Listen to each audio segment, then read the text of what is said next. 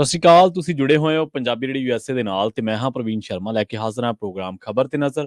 Punjabi radio USA ਨੂੰ ਇਸ ਵੇਲੇ ਤੁਸੀਂ AM FM ਸਟੇਸ਼ਨ ਦੇ ਨਾਲ ਰੇਡੀਓ ਸੈੱਟ ਤੇ ਨੈਟ ਤੇ ਮੋਬਾਈਲ ਐਪ ਤੇ ਸੋਸ਼ਲ ਮੀਡੀਆ ਪਲੇਟਫਾਰਮਸ YouTube ਤੇ Facebook ਤੇ ਵੀ ਜੁੜੇ ਹੋਏ ਹੋ, ਦੇਖ ਰਹੇ ਹੋ, ਸੁਣ ਰਹੇ ਹੋ। ਸਾਰੇ ਹੀ ਦਰਸ਼ਕਾਂ ਦਾ ਸਵਾਗਤ ਹੈ। ਅੱਜ ਸਾਲ 2022 ਦੀ 20 ਤਰੀਕ ਹੈ ਤੇ ਦਿਨ ਮੰਗਲਵਾਰ ਹੈ। ਪ੍ਰੋਗਰਾਮ ਦੇ ਵਿੱਚ ਖਬਰਾਂ ਤੇ ਚਰਚਾ ਕਰਨ ਦੇ ਲਈ ਮੇਰੇ ਨਾਲ ਜੁੜ ਚੁੱਕੇ ਨੇ ਮਿੰਟੂ ਗੁਰਸਰੀਗਾ ਜੀ। ਉਹਨਾਂ ਦਾ ਸਵਾਗਤ ਕਰਦੇ ਹਾਂ ਪਹਿਲਾਂ ਤੇ ਫਿਰ ਕਰਾਂਗੇ ਖਬਰਾਂ ਤੇ ਚਰਚਾ। ਮਿੰਟੂ ਸਤਿ ਸ਼੍ਰੀ ਅਕਾਲ ਜੀ, ਸਵਾਗਤ ਹੈ ਜੀ ਪੰਜਾਬੀ ਰੇਡੀਓ ਯੂਐਸਏ ਤੇ। ਜੀ ਸ਼ੁਕਰੀਆ ਸਾਰਿਆਂ ਨੂੰ, ਸਤਿ ਸ੍ਰੀ ਅਕਾਲ ਜੀ। ਪ੍ਰੋਗਰਾਮ ਦੇ ਵਿੱਚ ਅੱਗੇ ਵਧਣ ਤੋਂ ਪਹਿਲਾਂ ਇੱਕ ਨਜ਼ਰ ਸਪਾਂਸਰਸ ਦੇ ਉੱਤੇ ਤੇ ਉਹਨਾਂ ਦਾ ਧੰਨਵਾਦ ਜਿਹੜੇ ਜ਼ਰੀਆ ਬਣਦੇ ਨੇ ਇਹਨਾਂ ਪ੍ਰੋਗਰਾਮਾਂ ਨੂੰ ਤੁਹਾਡੇ ਤੱਕ ਪਹੁੰਚਾਉਣ ਦੇ ਲਈ। ਖਾਲਸਾ ਇੰਸ਼ੋਰੈਂਸ ਏਜੰਸੀ ਵਾਲੇ ਪਿਛਲੇ ਕਈ ਦਹਾਕਿਆਂ ਤੋਂ ਇੰਸ਼ੋਰੈਂਸ ਦੇ ਵਿੱਚ ਸ਼ਾਨਦਾਰ ਸੇਵਾਵਾਂ ਦੇਣ ਦੇ ਲਈ ਜਾਣੇ ਜਾਂਦੇ ਨੇ। ਕਿਸੇ ਵੀ ਤਰ੍ਹਾਂ ਦੀ ਇੰਸ਼ੋਰੈਂਸ ਦੇ ਲਈ ਤੁਸੀਂ ਇਹਨਾਂ ਦੇ ਨਾਲ 408 272 2500 ਤੇ ਗੱਲ ਕਰ ਸਕਦੇ ਹੋ। ਕਵਰਡ ਕੈਲੀਫੋਰਨੀਆ ਤੇ ਓਬਾਮਾ ਕੇਅਰ ਬਾਬਤ ਅਮਰੀਕਾ ਭਰ ਦੇ ਵਿੱਚ ਸੇਵਾਵਾਂ ਦਿੰਦੇ ਨੇ। ਕਵਰਡ ਕੈਲੀਫੋਰਨੀਆ ਜਾਂ ਕਈ ਹੋਰ ਪੈਨਲਟੀਆਂ ਤੋਂ ਬਚਣ ਦੇ ਲਈ ਤੁਸੀਂ ਇਹਨਾਂ ਦੇ ਨਾਲ ਅੱਜ ਹੀ ਡਾਇਲ ਕਰੋ, ਗੱਲ ਕਰੋ 408 272 2500 ਤੇ। ਟਰਕੀਆਨਾ ਇਮੀਗ੍ਰੇਸ਼ਨ ਲਾਅ ਫਰਮ ਵਾਲੇ, ਜੇ ਟਰਕੀਆਨਾ ਇਮੀਗ੍ਰੇਸ਼ਨ ਬਾਬਤ ਤੁਹਾਡਾ ਕੋਈ ਸਵਾਲ ਹੈ, ਕੋਈ ਸਲਾਹ ਕਰਨੀ ਹੈ ਤਾਂ ਟੌਰਨੀ ਟਰਕੀਆਨਾ ਦੇ ਨਾਲ ਤੁਸੀਂ 415 909 0503 ਤੇ ਗੱਲ ਕਰ ਸਕਦੇ ਹੋ। GK Dhanota, Yuba City, Baljinder Singh Nijjar Woodland, Paramjit Kaur Rangi Vacaville, Harnek Singh Pawal Indian ਕੰਜ਼ੀ Renton, Sarabjit Singh Shokar Turlock, GN ਲੀਵ ਵਾਲੇ ਟਰੱਕ ਵਾਸ਼ ਕਰਦੇ ਨੇ, ਆਇਲ ਚੇਂਜ ਕਰਦੇ ਨੇ, ਏਅਰ ਬ੍ਰੇਕਾਂ ਦਾ ਕੰਮ ਤਸੱਲੀ ਬਖਸ਼ ਕਰਵਾ ਸਕਦੇ ਹੋ। ਨਵੇਂ ਪੁਰਾਣੇ ਟਾਇਰ ਵੀ ਇਹਨਾਂ ਤੋਂ ਮਿਲਦੇ ਨੇ। ਲੋਕੇਸ਼ਨ ਹੈ ਸੈਂਤਾ ਨੀਲਾ ਦੀ। ਨਿਮਾ ਸੋਤਾ ਦੇ ਨਾਲ ਗੱਲ ਕੀਤੀ ਜਾ ਸਕਦੀ ਹੈ 209 277 0113 ਤੇ। ਜੱਸੀ ਗਿੱਲ ਬੇਕਰਸਫੀਲਡ ਤੋਂ ਤੇ ਬੂਟਾ ਸਿੰਘ ਰਾਣੀਪੁਰ ਫਰੈਸਨੋ ਤੋਂ। ਮਿੰਟੂ ਜੀ, ਖਬਰਾਂ ਦੇ ਵੱਲ ਆਈਏ ਤੇ ਇੱਕ ਦਿਨ ਆਪਾਂ ਆਫ ਦੀ ਰਿਕਾਰਡ ਗੱਲ ਕਰ ਰਹੇ ਸੀਗੇ, ਤੁਸੀਂ ਕਿਹਾ ਸੀ ਦੇਖ ਰਹੇ ਹੋ ਨਾ ਵਿਨੋਦ, ਪੰਚਾਇਤ ਇੱਕ ਵੈਬ ਸੀਰੀਜ਼ ਹੈ ਤੇ ਉਹਦਾ ਇੱਕ ਡਾਇਲੋਗ ਹੈ ਬੜਾ ਫੇਮਸ ਹੈ, ਸਭ ਕੁਝ ਦੇਖਿਆ ਜਾ ਰਿਹਾ ਹੈ, ਜ਼ੀਰੇ ਦੇ ਵਿੱਚ ਆਮੋ ਸਾਹਮਣਾ ਖਤਮ ਨਹੀਂ ਹੋ ਰਿਹਾ, ਸਰਕਾਰ ਆਪਣੀ ਹਿੰਡ ਤੇ ਹੈ, ਕਿਸਾਨ ਆਪਣੇ ਹੱਕ ਹਕੂਕਾਂ ਖਾਤਰ ਅੜੇ ਹੋਏ ਨੇ। ਖਬਰ ਕਹਿੰਦੀ ਹੈ ਕਿ ਕਿਸਾਨਾਂ ਤੇ ਪੁਲਿਸ ਦੇ ਦਰਮਿਆਨ ਫਿਰ ਝੜਪਾਂ ਹੋਈਆਂ ਨੇ ਜੀ। ਹਾਂਜੀ, ਦੇਖੋ ਇਹ ਖਾਸੀਆਂ ਝੜਪਾਂ ਹੋਈਆਂ ਨੇ ਜੀ। ਪਰ ਇਹ ਸਾਰਾ ਕੁਝ ਵੇਖੋ, ਗੱਲ ਕੀ ਹੈ ਕਿ ਮੈਂ ਕਹਿੰਦਾ ਕਿ ਇਹ ਸਾਰਾ ਜਿਵੇਂ ਪੰਜਾਬੀ ਚ ਨਾ ਇੱਕ ਚੀਜ਼ ਬੋਲੀ ਜਾਂਦੀ ਹੈ ਕਿ ਵਿਧਾਨ ਵੱਧ ਗਿਆ, ਕੋਈ ਜ਼ਖਮ ਖਰਾਬ ਹੋ ਜਾਵੇ, ਕਿਸੇ ਦੀ ਅਣਗਹਿਲੀ ਕਰਕੇ ਉਹ ਸਾਰੀਆਂ ਚੀਜ਼ਾਂ ਜਿਹੜੀਆਂ ਨੇ ਨਾ ਉਹ ਸਾਹਮਣੇ ਆ ਜਾਣ ਤੇ ਆਪਾਂ ਕਹਿੰਦੇ ਹਾਂ ਕਿ ਫਲਾਣੇ ਨੇ ਵਿਧਾਨ ਵਧਾ ਲਿਆ। ਹਾਂਜੀ, ਅਕਸਰ ਹੀ ਕਹਿੰਦੇ। ਤੇ ਮੈਂ ਇਸੇ ਤਰ੍ਹਾਂ ਹੀ ਕਹਾਂਗਾ ਕਿ ਬਹੁਤ ਕਮਜ਼ੋਰ ਲੀਡਰਸ਼ਿਪ ਨਜ਼ਰ ਆ ਰਹੀ ਹੈ ਆਮ ਆਦਮੀ ਪਾਰਟੀ ਦੀ, ਖਾਸ ਤੌਰ ਤੇ ਪੰਜਾਬ ਪੱਧਰ ਦੀ। ਜੀ। ਉੱਤੇ ਕੀ ਆ ਉਹ ਸਾਨੂੰ ਵੇਖਣ ਦੀ ਜ਼ਰੂਰਤ ਨਹੀਂ ਹੈ, ਇਹ ਦੇਖਣ ਪੰਜਾਬ ਵਾਲੇ। ਪਰ ਪੰਜਾਬ ਦੀ ਲੀਡਰਸ਼ਿਪ ਜਿਹੜੀ ਹੈ ਉਹ ਬਿਲਕੁਲ ਇਸ ਮਾਮਲੇ ਦੇ ਵਿੱਚ ਇਹਨਾਂ ਚੀਜ਼ਾਂ ਨੂੰ ਗੰਭੀਰਤਾ ਦੇ ਨਾਲ ਲੈ ਹੀ ਨਹੀਂ ਪਾ ਰਹੀ ਜਾਂ ਸਮਝ ਹੀ ਨਹੀਂ ਪਾ ਰਹੀ। ਮੈਨੂੰ ਨਹੀਂ ਪਤਾ ਇਸ ਚੀਜ਼ ਦਾ, ਕਿਉਂਕਿ ਦੇਖੋ ਲਾਅ ਐਂਡ ਆਰਡਰ ਜਾਂ ਇਹ ਮਸਲੇ ਉਹ ਕੁਝ ਵੀ ਹੱਲ ਨਹੀਂ ਹੋ ਰਿਹਾ। ਹੱਲ ਛੱਡੋ, ਉਹਦੇ ਤੇ ਖਾਸ ਤੌਰ ਤੇ ਕੋਈ ਚੰਗਾ ਚਿੰਤਨ ਵੀ ਨਹੀਂ ਹੋ ਰਿਹਾ। ਹੁੰਦਾ ਨਾ ਕਿ ਚਿੰਤਨ ਹੋ ਰਿਹਾ, ਯਾਰ ਅਸੀਂ ਸਲਾਹ ਮਸ਼ਵਰਾ ਕਰ ਰਹੇ ਹਾਂ, ਕੋਈ ਹੱਲ ਕੱਢ ਰਹੇ ਹਾਂ। ਤਾਂ ਇਹ ਵਿਧਾਨ ਇਹਨਾਂ ਨੇ ਵਧਾਇਆ ਤੇ ਮੈਂ ਤੇ ਅੱਗੇ ਵੀ ਕਹਿੰਦਾ ਸਾਂ ਕਿ ਸ਼ਾਇਦ ਹੋ ਸਕਦਾ ਹੈ ਕਿ ਇਹ ਨਰਿੰਦਰ ਮੋਦੀ ਦੀ ਸਰਕਾਰ ਵਾਂਗੂ ਭਗਵੰਤ ਮਾਨ ਸਰਕਾਰ ਵਾਸਤੇ ਬਹੁਤ ਕਸੂਤਾ ਸਾਬਤ ਹੋ ਜਾਵੇ ਇਹ ਮੋਰਚਾ।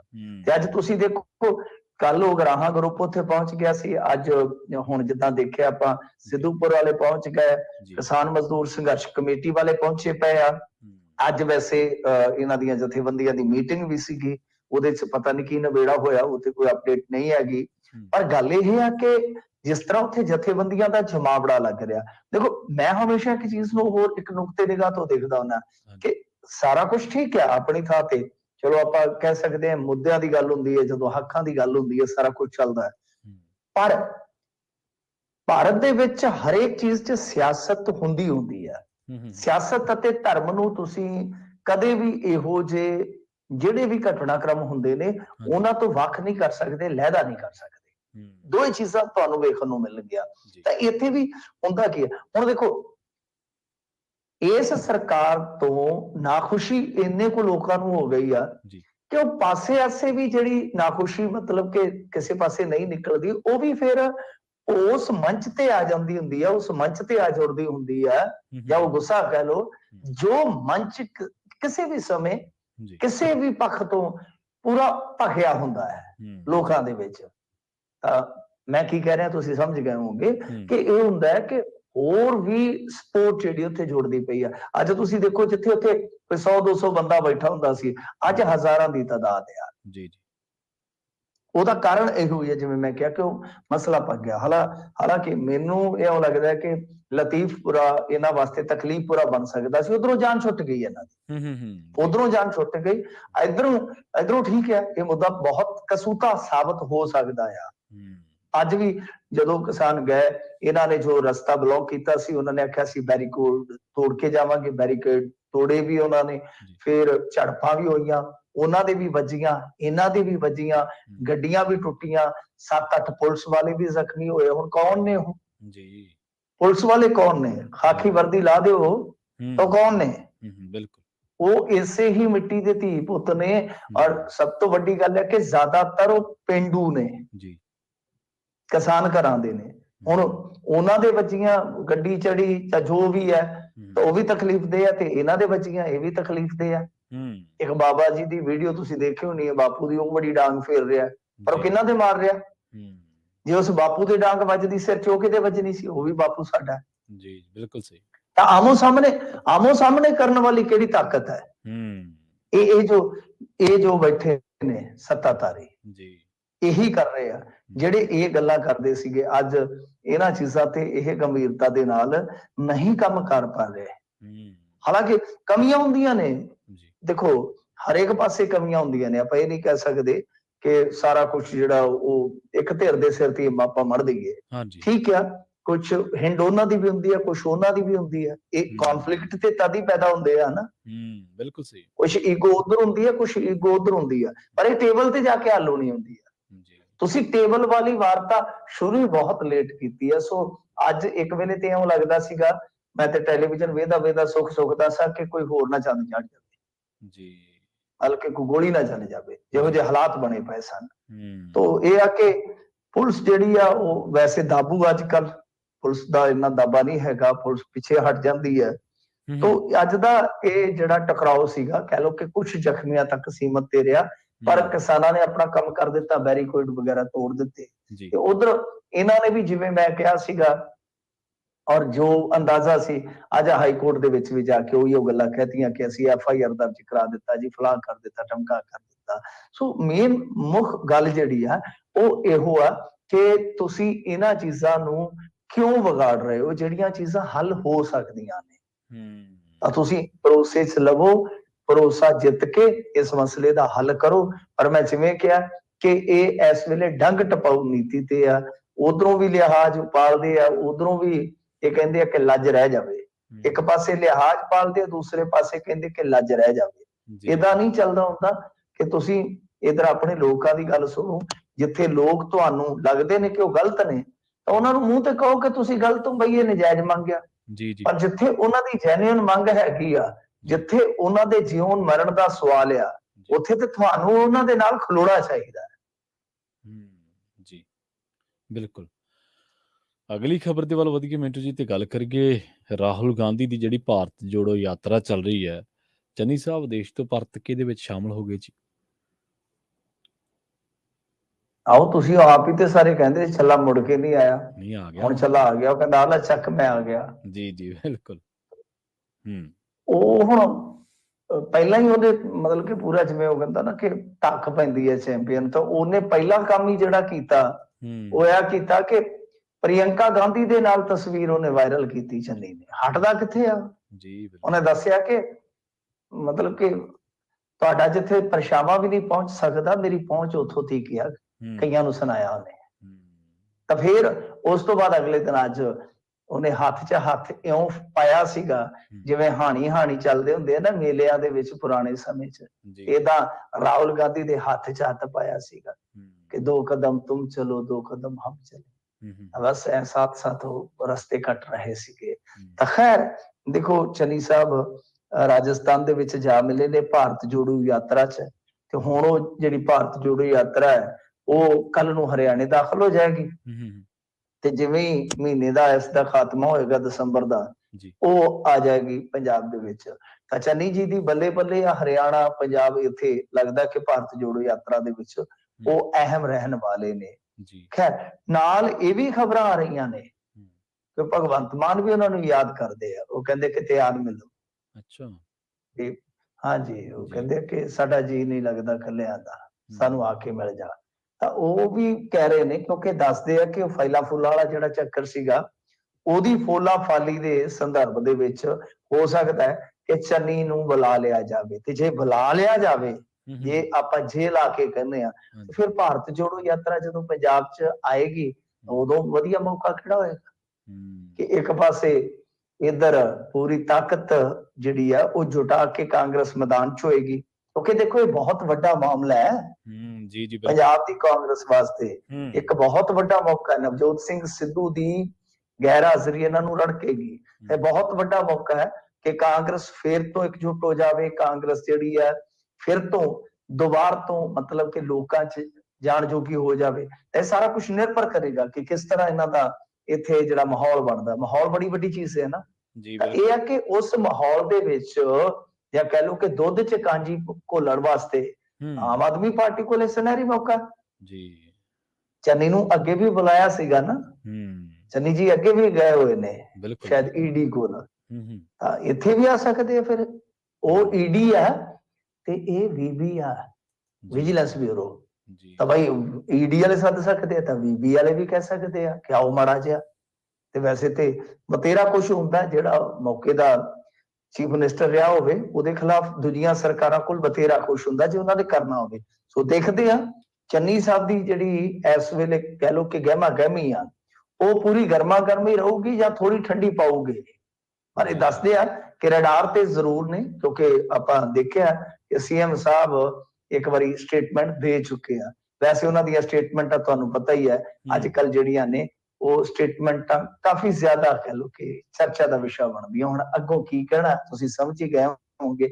ਉਹਨਾਂ ਦੀ ਸਟੇਟਮੈਂਟ ਅੱਜ ਕੱਲ ਜਿਹੜੀ ਹੈ ਨਾ, ਉਹ ਮਤਲਬ ਕਿ ਜਦੋਂ ਤੱਕ ਪੂਰੀ ਪੱਕੀ ਗੱਲ ਹੋ ਨਹੀਂ ਜਾਂਦੀ ਉਦੋਂ ਤੱਕ ਥੋੜਾ ਥੋੜਾ ਧੁੜਕੂ ਹੀ ਰਹਿੰਦਾ ਕਿ ਪਤਾ ਨਹੀਂ ਅਗਲੀ ਸਟੇਟਮੈਂਟ ਕੀ ਆ ਜਾਣੀ ਹੈ। ਜੀ ਜੀ, ਅਗਲੀ ਗੱਲ ਕਰੀਏ ਮਿੰਟੂ ਜੀ ਮੀਡੀਆ ਦੀ। ਬਹਿਸ ਤਾਂ ਇੱਕ ਇਹ ਵੀ ਬਹਿਸ ਚੱਲਦੀ ਹੈ ਕਿ ਮੀਡੀਆ, ਬਹੁਤ ਸਾਰੇ ਲੋਕ ਨੇ ਜਿਨ੍ਹਾਂ ਨੇ ਬੜਾ ਕੁਝ ਚੱਲਿਆ ਸਰਕਾਰੀ ਇਸ਼ਤਿਹਾਰ ਨਾ ਲੈਣ ਬਦਲੇ, ਪਰ ਫਿਰ ਵੀ ਅਜੀਤ ਦੇ ਸਰਕਾਰੀ ਇਸ਼ਤਿਹਾਰ ਬੰਦ ਕਰਨਾ ਕਹਿੰਦੇ ਨਿਰਪੱਖ ਆਵਾਜ਼ ਨੂੰ ਦਬਾਉਣਾ ਹੈ, ਖਾਲਸਾ ਜੀ ਕਹਿ ਰਹੇ ਨੇ। ਦੇਖੋ, ਅਜੀਤ ਅਖਬਾਰ ਦੇ ਵਿੱਚ ਇੱਕ ਮੁਹਿੰਮ ਵਿੱਢੀ ਗਈ। ਅਜੀਤ ਅਖਬਾਰ ਬਹੁਤ ਵੱਡਾ ਅਖਬਾਰ ਹੈ, ਮੰਨਣਾ ਪਏਗਾ ਜੀ। ਅਜੀਤ ਅਖਬਾਰ ਪੁਰਾਣਾ ਅਖਬਾਰ ਹੈ ਪੰਜਾਬ ਦਾ, ਖੇਤਰੀ ਅਖਬਾਰ ਕਹਿ ਲਓ, ਪਰ ਬਹੁਤ ਪੁਰਾਣਾ ਹੈ। ਤੇ ਏਦਾਂ ਹੁੰਦਾ ਹੈ ਕਿ ਜਿਵੇਂ ਹੁਣ ਇੱਕ ਤਾਂ ਸਾਫ਼ ਹੈ, ਇੱਥੇ ਤੁਹਾਡੇ ਅਮਰੀਕਾ ਦੇ ਵਿੱਚ ਵੀ ਵੇਖ ਲਿਓ ਜੀ, ਮੈਂ ਨਾਂ ਤੇ ਕੀ ਲੈਣੇ ਆ ਕਿਉਂਕਿ ਮੇਰੀ ਆਵਾਜ਼ ਇੱਧਰ ਤੁਹਾਡੀ 에ਅਰ ਤੇ ਜਾਏਗੀ, ਤਾਂ ਇੱਧਰ ਵੀ ਇੱਕ ਅੱਧੇ ਉਧਰ ਲਾਈਨ ਤੇ ਖੜੇ ਹੁੰਦੇ, ਅੱਧੇ ਉਸ ਲਾਈਨ ਤੋਂ ਦੂਜੇ ਪਾਸੇ ਖਲੋਤੇ ਹੁੰਦੇ ਜੀ। ਬਿਲਕੁਲ ਬਿਲਕੁਲ, ਵੱਡੇ ਵੱਡੇ ਜਿਨ੍ਹਾਂ ਨੂੰ ਇੱਥੇ ਪੱਤਰਕਾਰ ਕੋਟ ਕਰਦੇ ਕਿ ਫਲਾਣੇ ਦੀ ਰਿਪੋਰਟ ਛਪੀ ਆ। ਔਰ ਇਹ ਤੁਸੀਂ ਥੋੜਾ ਜਿਹਾ ਜਿਵੇਂ ਜਿਵੇਂ ਇੱਥੇ ਰਚੋ ਮਿਚੋਗੇ ਸਿਸਟਮ ਚ, ਤਾਂ ਬਹੁਤ ਕੁਝ ਤੁਹਾਨੂੰ ਮਿਲੇਗਾ ਕਿ ਲੌਬਿੰਗ ਕਿਵੇਂ ਹੁੰਦੀ ਹੈ ਤੇ ਲੌਬਿੰਗ ਕਿੱਦਾਂ ਅਸਰ ਕਰਦੀ ਹੈ, ਸਾਰਾ ਕੁਝ। ਤਾਂ ਏਦਾਂ ਮਤਲਬ ਕਿ ਅਕਾਲੀ ਦਲ ਦਾ ਪੱਖੀ ਸਮਝਿਆ ਜਾਂਦਾ ਹੈ ਅਜੀਤ ਅਖਬਾਰ ਨੂੰ ਸ਼ੁਰੂ ਤੋਂ ਜੀ। ਤਾਂ ਗੱਲ ਕੀ ਹੈ ਕਿ ਦੇਖੋ, ਮੈਂ ਜਿਵੇਂ ਕਿਹਾ ਕਿ ਜ਼ਰੂਰੀ ਨਹੀਂ ਹੁੰਦਾ ਕਿ ਮਤਲਬ ਕਿ ਉਸ ਅਖਬਾਰ ਦੇ ਵਿੱਚੋਂ ਸਾਰੇ ਅੰਸ਼ ਹੀ ਖਤਮ ਹੋ ਜਾਂਦੇ ਆ ਜੇ ਕੋਈ ਮਾੜਾ ਮੋਟਾ ਵਿਚਾਰਧਾਰਕ ਤੌਰ ਤੇ ਕਿਸੇ ਨਾਲ ਜੁੜਦਾ ਹੈ ਜੀ। ਰਿਪੋਰਟਿੰਗ ਉਹ ਪਾਰਟੀਆਂ ਦੇ ਉਲਟ ਵੀ ਹੁੰਦੀ ਹੈ, ਆਲੋਚਨਾ ਵੀ ਹੁੰਦੀ ਹੈ, ਲੀਡਰਸ਼ਿਪ ਦੀ, ਸਾਰਾ ਕੁਝ ਚੱਲਦਾ, ਪਰ ਇਹ ਚੀਜ਼ਾਂ ਹੁੰਦੀਆਂ ਤਾਂ ਮਤਲਬ ਕਿ ਪ੍ਰੋ ਅਕਾਲੀ ਕਿਹਾ ਜਾਂਦਾ ਜੀ। ਹੁਣ ਸਰਕਾਰ ਹੈ ਆਮ ਆਦਮੀ ਪਾਰਟੀ ਦੀ। ਪਹਿਲੀ ਗੱਲ ਹੈ ਕਿ ਮੈਂ ਤਾਂ ਸਮਝਦਾ ਕਿ ਮੀਡੀਆ ਨੂੰ ਨਿਰਪੱਖ ਰਹਿਣਾ ਚਾਹੀਦਾ ਹੈ, ਨਿਊਟਰਲ ਗੇਅਰ 'ਚ ਹੀ ਰਹਿਣਾ ਚਾਹੀਦਾ ਹੈ ਜੇ ਰਹਿ ਸਕਦੇ ਹੋ ਤਾਂ ਜੀ। ਪਰ ਕੀ ਨਿਊਟਰਲ ਰਹੇ ਨੂੰ ਅੱਜ ਕੱਲ ਨਿਊਟਰਲ ਰਹਿਣ ਦਿੱਤਾ ਜਾਂਦਾ? ਉਹਦੇ ਤਾਂ ਉਹ ਹੀ ਗੇਅਰ ਪਾ ਦਿੱਤੇ ਜਾਂਦੇ ਆ, ਬੈਕ ਗੇਅਰ ਹੀ ਪਾ ਦਿੱਤੇ ਜਾਂਦੇ ਅੱਜ ਕੱਲ। ਤਾਂ ਖੈਰ ਇਹ ਇੱਕ ਵੱਡਾ ਵਿਸ਼ਾ ਹੈ, ਮੈਂ ਸਮਝਦਾ ਕਿ ਬਹੁਤ ਵੱਡਾ ਵਿਸ਼ਾ ਹੈ। ਇਹਨਾਂ ਦੇ ਦੇਖੋ ਇਸ਼ਤਿਹਾਰ ਕਰ ਦਿੱਤੇ ਗਏ ਨੇ ਬੰਦ। ਬਿਕਰਮ ਸਿੰਘ ਮਜੀਠੀਆ ਨੇ ਵੀ ਕਿਹਾ। ਹੁਣ ਦੇਖੋ, ਸਾਡੇ ਕੋਲ ਕੋਈ ਕਾਗਜ਼ਾਤ ਤੇ ਹੈ ਨਹੀਂ ਕਿ ਕੋਈ ਆਰਡਰ ਹੋਇਆ ਹੋਵੇ। ਬਿਕਰਮ ਸਿੰਘ ਮਜੀਠੀਆ ਨੇ ਪੀਸੀ ਕੀਤੀ, ਉਸ ਤੋਂ ਬਾਅਦ ਇਹਨਾਂ ਦੇ ਅਖਬਾਰ ਦੇ ਵਿੱਚ ਵੀ ਇੱਕ ਮੂਵਮੈਂਟ ਬਣੀ ਹੋਈ ਹੈ। ਬਹੁਤ ਸਾਰੀਆਂ ਸਟੇਟਮੈਂਟਾਂ ਲੱਗਦੀਆਂ ਨੇ, ਬਹੁਤ ਸਾਰੇ ਨਾਮਚੀਨ ਲੋਕ ਬੋਲ ਰਹੇ ਨੇ, ਜਿਹਦੇ ਵਿੱਚ ਅੱਜ ਜਿਹੜਾ ਆਪਾਂ ਇਹ ਲੈ ਰਹੇ ਹਾਂ ਬਿਆਨ, ਅੱਜ ਆਇਆ ਗੁਰਦੁਆਰਾ ਪ੍ਰਬੰਧਕ ਕਮੇਟੀ ਅੰਮ੍ਰਿਤਸਰ ਸਾਹਿਬ ਦੇ ਜਿਹੜੇ ਅੰਤਰਿੰਗ ਕਮੇਟੀ ਮੈਂਬਰ ਆ ਭਾਈ ਪਰਮਜੀਤ ਸਿੰਘ ਖਾਲਸਾ ਜੀ, ਤਾਂ ਉਹਨਾਂ ਨੇ ਵੀ ਕਿਹਾ ਕਿ ਦੇਖੋ ਨਿਰਪੱਖਤਾ ਨੂੰ ਖਤਮ ਕਰਕੇ ਆਪਣੀ ਸਰਕਾਰ ਦੀਆਂ ਨਾਕਾਮੀਆਂ ਨੂੰ ਛੁਪਾਉਣਾ ਚਾਹੁੰਦੀ ਹੈ ਸਰਕਾਰ। ਜੀ ਖੈਰ ਦੇਖੋ ਇਹ ਚੀਜ਼ਾਂ ਬਹੁਤ ਨੇ, ਜੇ ਤੁਸੀਂ ਜਾ ਕੇ ਅਜੀਤ ਅਖਬਾਰ ਨੂੰ ਫੋਲ ਲਓਗੇ ਤਾਂ ਬਹੁਤ ਖਬਰਾਂ ਲੱਗੀਆਂ ਤੁਹਾਨੂੰ ਮਿਲਣਗੀਆਂ। ਇਹਦਾ ਮਤਲਬ ਕਿ ਬਿਕਰਮ ਸਿੰਘ ਮਜੀਠੀਆ ਨੇ ਜਿਹੜੀ ਗੱਲ ਪਰਸੋਂ ਕਹੀ ਸੀਗੀ ਉਹ ਗੱਲ ਅਖਬਾਰ ਛਾਪ ਰਿਹਾ ਵਾ। ਅਖਬਾਰ ਡਾਇਰੈਕਟਲੀ ਨਹੀਂ, ਕਈ ਵਾਰ ਦੇਖੋ ਸੰਪਾਦਕੀ ਜਿਹੜੀ ਹੈ ਨਾ ਉਹ ਇਹ ਨਹੀਂ ਹੈ ਕਿ ਸੰਪਾਦਕੀ ਕਿਸੇ ਸਰਕਾਰ ਦੇ ਖਿਲਾਫ ਐ ਲਿਖ ਦਿੱਤੀ ਜਾਏਗੀ। ਜੀ ਜੀ ਹਾਂ ਕਈ ਵਾਰ ਅਖਬਾਰਾਂ ਇਹ ਰਸਤਾ ਕੱਢ ਦਿੰਦੀਆਂ ਕਿ ਸੰਪਾਦਕੀ ਦਾ ਉਹਦਾ ਸਾਰਾ ਥਾਂ ਬਲੈਕ ਕਰ ਦਿੰਦੀਆਂ ਹੁੰਦੀਆਂ, ਫਿਰ ਇੱਕ ਵਿਰੋਧ ਹੁੰਦਾ। ਪਰ ਇਸ ਤਰ੍ਹਾਂ ਇਹ ਆ ਕਿ ਆਪਾਂ ਦੇਖਿਆ ਵਾ ਅੱਗੇ ਵੀ ਇੱਕ ਅਖਬਾਰ ਉਹ ਵੀ ਰੋਂਦਾ ਰਿਹਾ ਕਿ ਅਕਾਲੀਆਂ ਨੇ ਸਾਡੇ ਇਸ਼ਤਿਹਾਰ ਬੰਦ ਕਰ ਰੱਖੇ ਸੀ। ਜੀ ਜੀ ਇਹ ਮਤਲਬ ਕਿ ਹਰੇਕ ਸਰਕਾਰ ਚ ਹੁੰਦਾ ਹੈ, ਪਰ ਮੈਂ ਸਮਝਦਾ ਕਿ ਨਹੀਂ ਹੋਣਾ ਚਾਹੀਦਾ। ਸਰਕਾਰ ਚਾਹੇ ਕੋਈ ਤੁਹਾਡਾ ਆਲੋਚਨਾ ਕਰਨ ਵਾਲਾ ਅਖਬਾਰ ਆ, ਚਾਹੇ ਉਹਦੀ ਆਈਡੀਓਲੋਜੀ ਕੁਛ ਵੀ ਹੈ, ਉਹਦਾ ਖਾਸਾ ਆਈਡੀਓਲੋਜੀ ਦਾ ਕੋਈ ਵੀ ਹੈ, ਚਾਹੇ ਉਹ ਖੱਬੇ ਪੱਖੀ ਅਖਬਾਰ ਹੈ, ਚਾਹੇ ਉਹ ਸੱਜੇ ਪੱਖੀ ਹੈ ਜੀ, ਚਾਹੇ ਉਹ ਖਿੱਤਾ ਮੁਖੀ ਹੈ, ਚਾਹੇ ਉਹ ਰਾਸ਼ਟਰਵਾਦੀ ਹੈ, ਕੁਛ ਵੀ ਹੈ ਜੀ ਜੀ ਪਰੰਤੂ ਮਤਲਬ ਕਿ ਕੁਛ ਵੀ ਹੈ, ਰਾਸ਼ਟਰਵਾਦੀ ਹੈ, ਖਿੱਤਾਵਾਦੀ, ਕੁਛ ਵੀ ਕਹਿ ਲਓ, ਪਰ ਇਹ ਆ ਕਿ ਇਸ਼ਤਿਹਾਰ ਨੀਤੀ ਤੁਹਾਡੀ ਨਿਰਪੱਖਤਾ ਦੇ ਨਾਲ ਜਾਣੀ ਚਾਹੀਦੀ ਹੈ, ਕਿਉਂਕਿ ਇਸ਼ਤਿਹਾਰ ਆ ਕਿੱਥੋਂ ਰਿਹਾ? ਇਸ਼ਤਿਹਾਰ ਆ ਰਿਹਾ ਟੈਕਸ ਪੇਅਰਸ ਦੇ ਪੈਸੇ ਚੋਂ। ਜੀ ਹੁਣ ਜੇ ਆਪਾਂ ਦੇਖੀਏ ਤਾਂ ਇੱਥੇ ਕੀ ਹੋ ਰਿਹਾ ਹੈ, ਮੈਂ ਤੁਹਾਨੂੰ ਵਿਚਲੀ ਗੱਲ ਦੱਸ ਦਿੰਦਾ ਕਿ ਅਸਲ ਦੇ ਵਿੱਚ ਇਸ਼ਤਿਹਾਰ ਨੀਤੀ ਨੂੰ ਇਸ਼ਤਿਹਾਰ ਨੀਤੀ ਨਹੀਂ ਰਹਿਣ ਦਿੱਤਾ ਗਿਆ, ਹਥਿਆਰ ਨੀਤੀ ਬਣਾ ਲਿਆ ਗਿਆ ਹੈ। ਬਿਲਕੁਲ ਸਹੀ। ਹਥਿਆਰ ਨੀਤੀ ਕਿਸ ਤਰ੍ਹਾਂ ਬਣਾ ਲਿਆ ਗਿਆ ਵਾ ਕਿ ਅੱਜ ਹੀ ਮਿਸਾਲ ਲੈ ਲਓ ਕਿ 97 ਕਰੋੜ ਰੁਪਏ ਦੀ ਵਸੂਲੀ ਦੇ ਹੁਕਮ ਹੋਏ ਆ ਕਿ ਅਰਵਿੰਦ ਕੇਜਰੀਵਾਲ ਹੋਰਾਂ ਕੋਲੋਂ ਵਸੂਲੋ, ਤੁਸੀਂ ਐਲਜੀ ਨੇ ਹੁਕਮ ਦਿੱਤੇ ਆ। ਜੀ ਜੀ ਕਿਉਂ? ਇੱਕ ਕਮੇਟੀ ਨੇ ਇਹ ਪਾਇਆ ਕਿ ਜਿਹੜੀ ਇਹਨਾਂ ਦੀ ਇਸ਼ਤਿਹਾਰਬਾਜ਼ੀ ਹੋਈ ਸੀਗੀ ਦਿੱਲੀ ਦੇ ਵਿੱਚ ਕੁਝ ਸਮਾਂ ਪਹਿਲਾਂ, ਤਾਂ ਉਹ ਇਸ਼ਤਿਹਾਰਬਾਜ਼ੀ ਟੈਕਸ ਪੇਅਰ ਦੇ ਪੈਸੇ ਨਾਲ ਜਿਹੜੀ ਇਸ਼ਤਿਹਾਰਬਾਜ਼ੀ ਹੋਈ ਸੀ ਵਿਰੋਧੀਆਂ ਨੂੰ ਨਿਸ਼ਾਨੇ ਤੇ ਲੈਣ ਕਰਕੇ ਹੋਈ ਸੀ। ਐਸਾ ਮਤਲਬ ਕਿ ਇਹ ਤਾਂ ਨਹੀਂ ਮੰਨਦੇ, ਇਹ ਤਾਂ ਵਿਰੋਧ ਕਰ ਰਹੇ ਆ ਕਿ ਐਲਜੀ ਸਾਡੇ ਵਿਰੋਧ ਦੇ ਵਿੱਚ ਆ, ਪਰ ਕਮੇਟੀ ਨੇ ਤੇ ਇਹ ਫੈਸਲਾ ਕੀਤਾ। ਤਾਂ ਇਸ ਚੀਜ਼ ਨੂੰ ਤੁਸੀਂ ਇੱਥੇ ਲੈ ਸਕਦੇ ਹੋ ਕਿ ਹੁਣ ਜਿਹੜਾ ਤਾਂ ਬੰਦਾ ਸੱਤਾਧਾਰੀ ਕੋਈ ਵੀ ਹੋਵੇ, ਇਹਨੂੰ ਕਿਸੇ ਪਾਰਟੀ ਵਿਸ਼ੇਸ਼ ਨਾਲ ਨਾ ਜੋੜਿਓ ਜਾਂ ਸਟੇਟ ਨਾਲ ਨਾ ਜੋੜਿਓ। ਕੋਈ ਵੀ ਸਰਕਾਰ ਹੁੰਦੀ ਹੈ, ਉਹ ਜਿਹੜਾ ਤਾਂ ਬੰਦਾ ਉਹਨਾਂ ਦੇ ਨਾਲ ਚੱਲਦਾ ਹੈ ਜਾਂ ਜਿਸ ਬੰਦੇ ਤੇ ਉਹ ਹੈਪੀ ਹੁੰਦੇ ਨੇ, ਤੂੰ ਲੁੱਟ ਲਿਆ ਹੈਪੀ ਮੂਡ ਬਣਾ ਕੇ, ਤੇ ਜਿਹਦੇ ਤੇ ਤਾਂ ਲੱਟੂ ਹੁੰਦੇ ਨੇ ਆਪਣੇ ਆਪ ਇਸ਼ਤਿਹਾਰ ਜਾਂਦੇ ਨੇ। ਜਿਹੜਾ ਬੰਦਾ ਗਟਸ ਨਾਲ ਕੰਮ ਕਰਦਾ ਉਹਦੇ ਤੇ ਪਰਚੇ ਵੀ ਹੁੰਦੇ ਨੇ ਤੇ ਉਹਦੇ ਤੇ ਫਿਰ ਕਟੌਤੀ ਵਾਲੇ ਖਰਚੇ ਵੀ ਹੁੰਦੇ ਆ, ਵੀ ਖਰਚੇ ਘੱਟ ਕਰ ਦਿੱਤੇ ਜਾਂਦੇ ਆ, ਜਿਹੜੇ ਇਸ਼ਤਿਹਾਰ ਸਟੂਰ ਆ ਉਹਦੇ ਕੱਟ ਲਏ ਜਾਂਦੇ ਆ। ਜਦ ਕਿ ਮੈਂ ਕਹਿੰਦਾ ਕਿ ਚਾਹੇ ਹੁਣ ਦੇਖੋ ਮੀਡੀਆ ਨੇ ਤੈਅ ਕਰਨਾ ਕਿ ਉਹਨਾਂ ਨੇ ਕਿਹੜੀ ਲਾਈਨ ਟੋ ਕਰਨੀ ਹੈ, ਪਰ ਮੈਂ ਤੇ ਕਹਿੰਦਾ ਕਿ ਇੱਕ ਨਿਊਟਰਲ ਲਾਈਨ ਟੋ ਕਰਨੀ ਚਾਹੀਦੀ ਆ। ਪਰ ਇਹ ਆ ਕਿ ਇਸ਼ਤਿਹਾਰ ਨੀਤੀ ਜਿਹੜੀ ਉਹ ਤੁਹਾਡੀ ਸਾਂਝੀ ਹੁੰਦੀ ਹੈ, ਸਰਕਾਰ ਪੱਖਪਾਤ ਨਹੀਂ ਕਰ ਸਕਦੀ, ਉਹਨੂੰ ਇਸ਼ਤਿਹਾਰ ਦੇਣੇ ਬਣਦੇ ਆ ਜੀ। ਤਾਂ ਇਸ ਕਰਕੇ ਇਸ਼ਤਿਹਾਰ ਨੀਤੀ ਜਿਹੜੀ ਇੱਥੇ ਆ ਉਹ ਸਿਆਸੀ ਹਥਿਆਰ ਨੀਤੀ ਬਣੀ ਪਈ ਆ, ਤੇ ਇਹਨੂੰ ਮਤਲਬ ਕਿ ਨਿਰਪੱਖਤਾ ਦੇ ਨਾਲ ਜਿਹੜਾ ਉਹ ਅੱਗੇ ਲਿਜਾਣਾ ਚਾਹੀਦਾ। ਕਿਹਨੂੰ ਤੁਸੀਂ ਬੰਦ ਕਰਾਓਗੇ? ਹਜ਼ੂਰ ਇੱਥੇ ਬਥੇਰੇ ਨੇ। ਤਾਂ ਅੱਗੇ ਵੀ ਇੱਕ ਚੈਨਲ ਤੇ ਇਹਨਾਂ ਨੇ ਪਰਚਾ ਕਰਵਾਇਆ ਜੀ, ਉਹਦਾ ਤੁਸੀਂ ਰਿਐਕਸ਼ਨ ਦੇਖਿਆ ਵਾ। ਤਾਂ ਗੱਲ ਇਹ ਹੈ ਕਿ ਇਹ ਸਾਰਾ ਕੁਝ ਕੀਤਿਆਂ ਮੈਨੂੰ ਨਹੀਂ ਲੱਗਦਾ ਕਿ ਕੋਈ ਮਸਲਾ ਹੱਲ ਹੋਏਗਾ। ਤੁਸੀਂ ਆਪਣੀ ਕਾਰਗੁਜ਼ਾਰੀ ਸੁਧਾਰੋ, ਤੁਹਾਨੂੰ ਇਹ ਚੀਜ਼ਾਂ ਕਰਨ ਦੀ ਜ਼ਰੂਰਤ ਨਹੀਂ। ਖੈਰ ਅਸੀਂ ਮਤਲਬ ਕਿ ਕੋਸ਼ਿਸ਼ ਕਰਦੇ ਹਾਂ ਕਿ ਦੋਨਾਂ ਪੱਖਾਂ ਦੀ ਗੱਲ ਕੀਤੀ ਜਾਵੇ। ਤਾਂ ਅਸੀਂ ਇੱਥੇ ਕੋਟ ਕਰਾਂਗੇ ਜੋ ਇਹਨਾਂ ਦੇ ਹੈਗੇ ਨੇ PR ਮੰਤਰੀ, ਜਿਹੜੇ ਮਤਲਬ ਕਿ ਸੂਚਨਾ ਮੰਤਰੀ ਇੱਥੋਂ ਦੇ, ਤਾਂ ਸਾਡੇ ਉਹ ਜਿਹੜੇ ਲੋਕ ਸੰਪਰਕ ਡਿਪਾਰਟਮੈਂਟ ਦਾ ਜਾਂ ਸੂਚਨਾ ਵਾਲਿਆਂ ਦਾ ਇਹਨਾਂ ਦਾ ਹੁੰਦਾ, ਲੋਕ ਸੰਪਰਕ ਮੰਤਰੀ ਕਹਿ ਸਕਦੇ ਆ ਆਪਾਂ ਨੂੰ, PR ਮਿਨਿਸਟਰ ਕਹਿ ਸਕਦੇ ਆ। ਤਾਂ ਉਹਨਾਂ ਦਾ ਬਿਆਨ ਆਫੀਸ਼ੀਅਲੀ ਇਸ ਮਾਮਲੇ ਤੇ ਆ ਕਿ ਦੇਖੋ ਮੈਂ ਵਿਦੇਸ਼ ਦੇ ਵਿੱਚ ਚਲੇ ਗਿਆ ਸੀਗਾ, ਮੈਨੂੰ ਪਤਾ ਨਹੀਂ ਇਸ ਮੁੱਦੇ ਤੇ। ਹਾਲਾਂਕਿ ਨਾ ਤਾਂ ਉਹਨਾਂ ਨੇ ਇਸ ਚੀਜ਼ ਨੂੰ ਪ੍ਰਵਾਨ ਕੀਤਾ, ਮੰਨਿਆ, ਤਸਲੀਮ ਕੀਤਾ, ਤੇ ਨਾ ਹੀ ਉਹਨਾਂ ਨੇ ਰੱਦ ਕੀਤਾ ਹੈ। ਉਹ ਕਹਿੰਦੇ ਕਿ ਮੈਂ ਬਾਹਰ ਗਿਆ ਹੋਇਆ ਸੀਗਾ ਤੇ ਮੈਨੂੰ ਹੁਣ ਪਤਾ ਲੱਗਿਆ। ਪਰ ਦੇਖੋ 3-4 ਦਿਨ ਪਹਿਲਾਂ ਤੋਂ ਇਹ ਗੱਲ ਚੱਲੀ ਆ, PC ਹੋ ਗਈ ਆ, ਉੱਥੇ ਏਡੇ ਵੱਡੇ ਬਿਆਨ ਲੱਗਣ ਡਏ ਆ। ਤੁਸੀਂ ਕਹਿੰਦੇ ਹੋ ਕਿ ਮੈਨੂੰ ਪਤਾ ਨਹੀਂ। ਚਲੋ ਬਾਹਰ ਜਾਣਾ ਹੁੰਦਾ, ਨੇਤਾ ਬਾਹਰ ਵੀ ਜਾਂਦੇ ਤੇ ਅੰਦਰ ਵੀ ਜਾਂਦੇ ਆ। ਅੱਜ ਕੱਲ ਕਾਂਗਰਸੀ ਅੰਦਰ ਜਾਂਦੇ ਆ, ਤੁਸੀਂ ਬਾਹਰ ਜਾ ਰਹੇ ਹੋ, ਕੁਝ ਕਾਂਗਰਸੀ ਵੀ ਬਾਹਰ ਜਾ ਰਹੇ ਆ ਜੀ। ਤਾਂ ਗੱਲ ਇਹ ਆ ਕਿ ਠੀਕ ਹੈ, ਬਾਹਰ ਅੰਦਰ ਜਾਣਾ ਤਾਂ ਤੁਹਾਡਾ ਲੱਗਾ ਰਹਿੰਦਾ ਆ, ਪਰ ਇਸ ਮੁੱਦੇ ਤੇ ਇੱਕ ਅਹਿਮ ਸਵਾਲ ਆ ਕਿ ਤੁਹਾਡੇ ਮੰਤਰਾਲੇ ਨਾਲ ਜੁੜੀ ਏਡਾ ਵੱਡਾ ਅਖਬਾਰ ਮੁਹਿੰਮ ਛੇੜੀ ਬੈਠਾ ਕਿ ਸਾਡੇ ਨਾਲ ਇਸ ਤਰ੍ਹਾਂ ਪੱਖਪਾਤ ਕੀਤਾ ਜਾ ਰਿਹਾ ਵਾ, ਤੇ ਤੁਹਾਨੂੰ ਪਤਾ ਨਾ ਹੋਵੇ, ਇਹ ਬਹੁਤ ਪਤੇ ਵਾਲੀ ਗੱਲ ਆ ਕਿ ਤੁਹਾਨੂੰ ਪਤਾ ਨਹੀਂ। ਜੀ ਜੀ ਅਗਲੀ ਖਬਰ ਦੀ ਵੱਲ ਉਹਦੀ ਮਿੰਟੂ ਜੀ ਤੇ ਗੱਲ ਕਰੀਏ। ਲੰਪੀ ਸਕਿਨ ਬਿਮਾਰੀ ਦੀ ਬਹੁਤ ਜ਼ਿਆਦਾ ਨੁਕਸਾਨ ਹੋ ਗਿਆ ਸੀ ਇਸ ਬਿਮਾਰੀ ਦੇ ਨਾਲ। ਪਰ ਹੁਣ ਜਿਹੜੇ ਮਰੇ ਪਸ਼ੂ ਹੈ ਇਸ ਬਿਮਾਰੀ ਤੋਂ, ਉਹਨਾਂ ਦੇ ਮੁਆਵਜ਼ੇ ਦੇਣ ਤੋਂ ਸਰਕਾਰ ਨੇ ਨਾਂਹ ਕਰ ਦਿੱਤੀ ਹੈ ਜੀ। ਨਹੀਂ ਦੇਖੋ, ਐਸ ਸਰਕਾਰ ਨੇ ਨਾ ਨਹੀਂ ਕੀਤੀ, ਪਰ ਗੱਲ ਇਹ ਹੈ ਕਿ ਕੇਂਦਰ ਸਰਕਾਰ ਨੂੰ ਇਹਨਾਂ ਨੇ ਕੇਸ ਭੇਜਿਆ ਸੀਗਾ ਕਿ ਜਿਹੜੀ ਇਹ ਲੰਪੀ ਸਕਿਨ ਆ, ਇਸ ਬਿਮਾਰੀ ਕਰਕੇ 17,932 ਪਸ਼ੂ ਜਿਹੜੇ ਆ ਉਹ ਮਤਲਬ ਕਿ ਇੱਥੇ ਮਰੇ ਨੇ। 17,932 ਆਲਮੋਸਟ ਤੁਸੀਂ ਕਹ ਲਓ ਵੀ 18,000। ਤਾਂ ਇਹਨਾਂ ਨੇ ਪ੍ਰਪੋਜ਼ਲ ਭੇਜਿਆ ਸੀਗਾ ਬਣਾ ਕੇ ਆਪਣੇ ਕਿ ਬਈ ਸਾਨੂੰ ਇਸ ਮਾਮਲੇ ਦੇ ਵਿੱਚ ਕੁਝ ਦਿਓ। ਤਾਂ ਗੱਲ ਕੀ ਹੈ ਕਿ ਚਲੋ ਉੱਥੇ ਤੁਹਾਨੂੰ ਪਤਾ ਹੀ ਆ, ਅੱਜ ਕੱਲ ਜਿਹੜੇ ਲੋਕ ਬੈਠੇ ਉਹਨਾਂ ਨੇ ਆਮ ਆਦਮੀ ਪਾਰਟੀ ਨੂੰ ਤਾਂ ਕਦੇ ਵੀ ਕੁਝ ਵੀ ਐਸਾ ਮੌਕਾ ਬਣਨੇ ਨਹੀਂ ਦੇਣਾ ਕਿ ਇਹਨਾਂ ਦੇ 4 ਨੰਬਰ ਬਣ ਜਾਣਗੇ। ਜੀ ਜੀ। ਹੁਣ ਤੁਸੀਂ ਸੋਚ ਕੇ ਦੇਖੋ, ਪੈਸਾ ਆਏਗਾ ਤਾਂ ਵੰਡਣਗੇ ਕੌਣ ਇੱਥੇ ਬੈਠ ਕੇ? ਨੰਬਰ ਕਿਹਦੇ ਬਣਨਗੇ ਜੀ? ਲੋਕਾਂ ਨੇ ਜਸ ਕਿਹਦਾ ਗਾਉਣਾ ਆ? ਉਹ ਕਿੱਦਾਂ ਚਾਹਣਗੇ ਕਿ ਸਾਡੇ ਪੈਸੇ ਤੇ ਮਾਲਕਾਂ ਦਾ ਮਸ਼ਹੂਰੀ ਕੰਪਨੀ ਦੀ ਏਦਾਂ ਕਿੱਦਾਂ ਹੋ ਜਾਵੇ?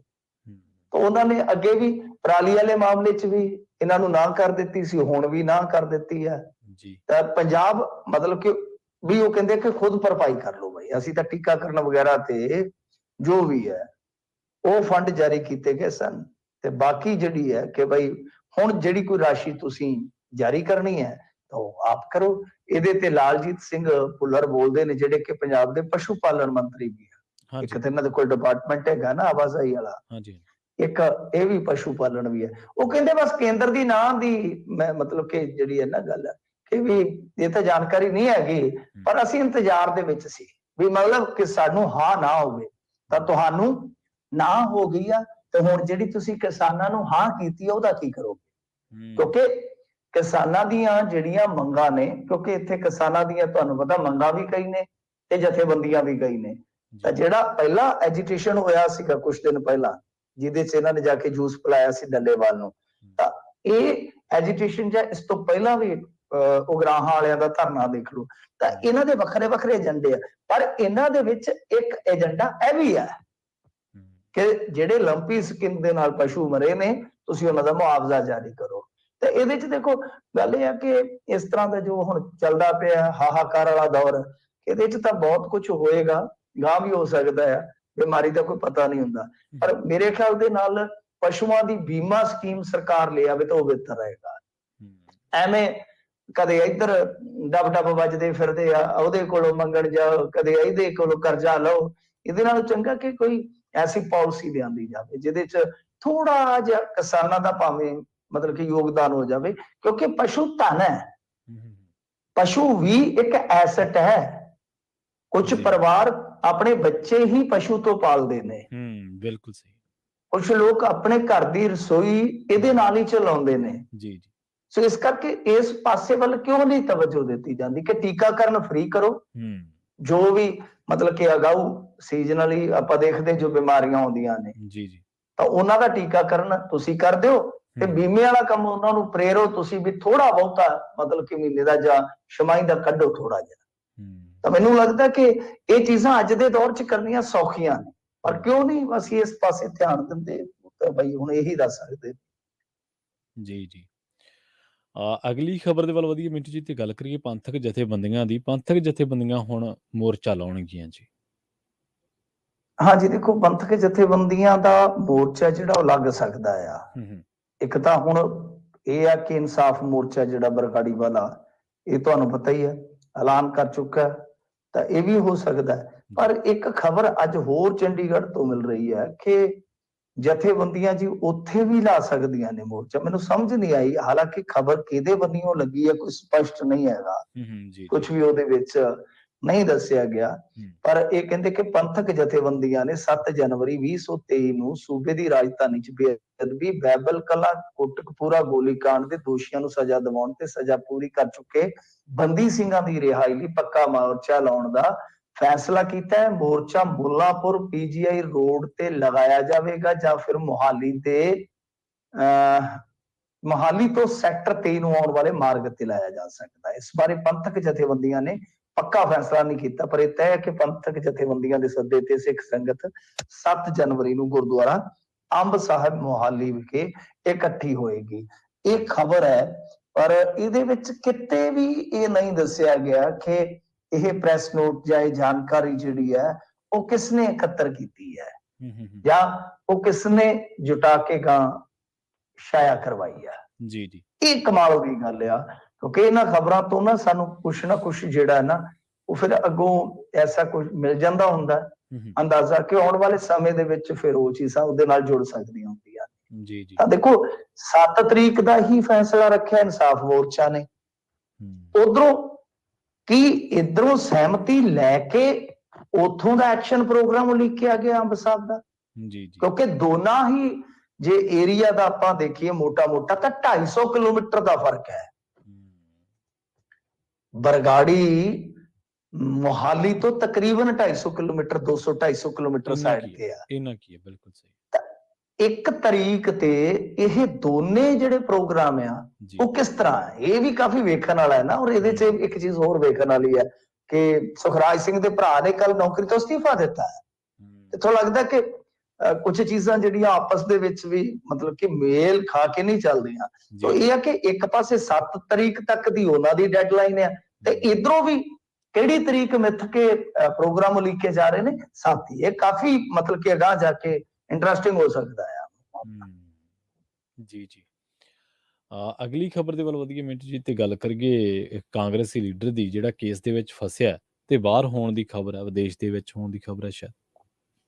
ਹਾਂਜੀ ਦੇਖੋ, ਇਹ ਪੱਤਰਕਾਰੀ ਦੇ ਮਾਮਲੇ 'ਚ ਬੜਾ ਵੱਡਾ ਨਾਮ ਸੀਗਾ ਰਮੇਸ਼ ਕੁਮਾਰ ਸ਼ਰਮਾ ਜੀ ਦਾ, ਜਿਹੜੇ ਕਿ ਖੁਦਕੁਸ਼ੀ ਕਰ ਗਏ ਸਨ ਰਾਜਪੁਰਾ ਦੇ ਵਿੱਚ। ਜੀ ਜੀ ਵੈਟਰਨ ਪੱਤਰਕਾਰ ਸੀਗੇ। ਉਸ ਤੋਂ ਬਾਅਦ ਤੁਸੀਂ ਦੇਖਿਆ ਹੋਣਾ ਕਿ ਸਾਬਕਾ ਇਹਨਾਂ ਦਾ ਵਿਧਾਇਕ ਸੀਗਾ ਹਰਦਿਆਲ ਕੰਬੋਜ, ਉਹਦੇ ਮੁੰਡੇ ਨੂੰ ਤੇ ਕੁਝ ਹੋਰ ਨੂੰ ਵੀ ਸ਼ਾਇਦ ਇਹਨਾਂ ਨੇ ਨਾਮਜ਼ਦ ਕੀਤਾ ਸੀਗਾ। ਉੱਤੇ ਬਾਅਦ ਕਿ ਉਹਨੂੰ ਕੁਝ ਕਮੇਟੀਆਂ 'ਚ ਵੀ ਪਾ ਲਿਆ ਗਿਆ ਸੀਗਾ, ਜੋ ਕਮੇਟੀਆਂ ਇਹਨਾਂ ਨੇ ਬਣਾਈਆਂ, ਖਾਸ ਤੌਰ ਤੇ ਨਿਗਮ ਲੁਧਿਆਣਾ ਦੀ ਜਿਹੜੀ ਕਮੇਟੀ ਬਣਾਈ ਸੀ ਉਸ ਮੁਤਲਕ, ਉਹਦੇ 'ਚ ਹਰਦਿਆਲ ਕੰਬੋਜ ਨੂੰ ਪਾਇਆ ਗਿਆ ਸੀ। ਤੇ ਰਾਜਾ ਵੜਿੰਗ ਕਹਿ ਰਹੇ ਸੀਗੇ ਕਿ ਉਹਨਾਂ ਨੂੰ ਕਿਹੜਾ ਕੋਈ ਸਜ਼ਾ ਹੋ ਗਈ ਹੈ, ਦੋਸ਼ ਤਾਂ ਫਿਰ ਲੱਗਦੇ ਰਹਿੰਦੇ ਆ ਰਾਜਨੀਤਿਕ ਬੰਦਿਆਂ ਤੇ।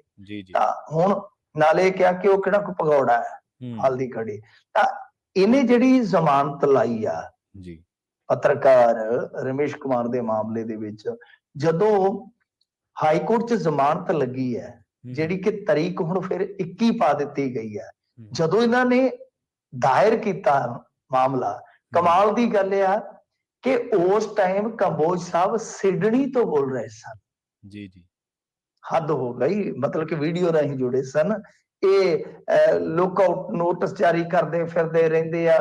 ਤੁਸੀਂ ਵੇਖਿਆ ਹੋਣਾ ਕੈਪਟਨ ਸੰਧੂ, ਸੁਬਰਾਮਨੀਅਮ, ਉਹ ਹੱਥ ਹੀ ਨਹੀਂ ਆਏ, ਹੱਥ ਹੀ ਨਹੀਂ ਆਏ, ਮਤਲਬ ਕਿ ਇਹਨਾਂ ਨੇ ਜ਼ੋਰ ਲਾ ਲਿਆ। ਤਾਂ ਇਹ ਬੜੀ ਹੈਰਾਨਗੀ ਵਾਲੀ ਗੱਲ ਹੁੰਦੀ ਆ ਕਿ ਇਸ ਤਰ੍ਹਾਂ ਇਹ ਬੰਦੇ ਆਪਣੇ ਆਪ ਆਸਾਨੀ ਦੇ ਨਾਲ ਹੀ ਨਿਕਲ ਜਾਂਦੇ ਨੇ, ਕੋਈ ਜਦੋਜਹਿਦ ਨਹੀਂ ਕਰਨੀ ਪੈਂਦੀ। ਤਾਂ ਇਹ ਹੁਣ ਪਤਾ ਲੱਗਿਆ ਕਿ ਹਰਦਿਆਲ ਕੰਬੋਜ ਤੇ ਸ਼ਾਇਦ ਹੋ ਸਕਦਾ ਹੈ ਕਿ ਉਹਦਾ ਪੁੱਤਰ ਵੀ ਕਥਿਤ ਤੌਰ ਤੇ ਉਹ ਵੀ ਬਾਹਰ ਹੋਵੇ।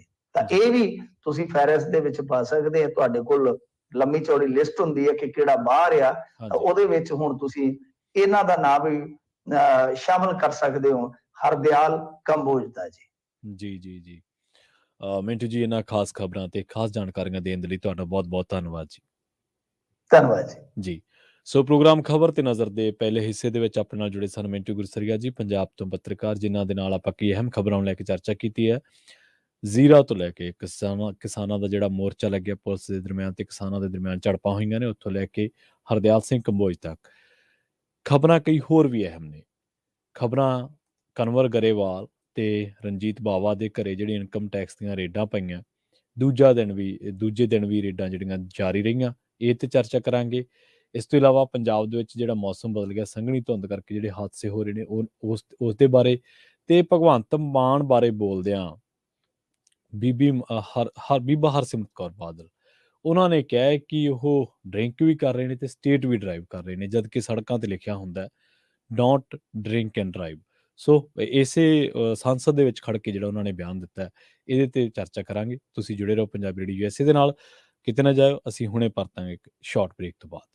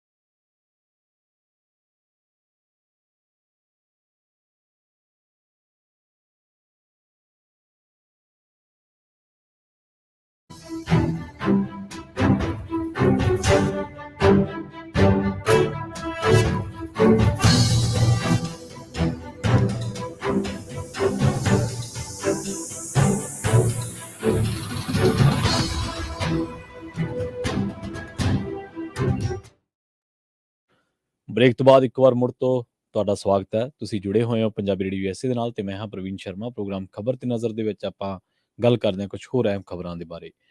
ਸੰਸਦ ਦੇ ਵਿੱਚ ਬੋਲਦਿਆਂ ਬੀਬਾ ਹਰਸਿਮਰਤ ਕੌਰ ਬਾਦਲ ਨੇ ਭਗਵੰਤ ਮਾਨ ਤੇ ਨਿਸ਼ਾਨਾ ਸਾਧਿਆ ਤੇ ਨਾਲ ਹੀ ਜਦੋਂ ਲੋਕ ਸਭਾ ਦੇ ਵਿੱਚ ਡਰੱਗਸ ਬਾਰੇ ਜਾਂ ਨਸ਼ੀਲੀਆਂ ਦਵਾਈਆਂ ਬਾਰੇ ਇੱਕ ਬਹਿਸ ਚੱਲ ਰਹੀ ਸੀ ਤਾਂ ਉਦੋਂ ਪੰਜਾਬ ਦੇ ਬਾਰੇ ਗੱਲਬਾਤ ਕਰਦਿਆਂ ਬੀਬੀ ਨੇ ਇਹ ਗੱਲ ਕਹੀ ਹੈ ਕਿ ਜਿਹੜੇ ਪਾਰਲੀਮੈਂਟ ਦੇ ਵਿੱਚ 11 ਵਜੇ ਨਸ਼ੇ ਦੀ ਹਾਲਤ ਦੇ ਵਿੱਚ ਆ ਜਾਂਦਾ ਹੋਵੇ ਤੇ ਉਹ ਅੱਜ ਪੰਜਾਬ ਚਲਾ ਰਿਹਾ।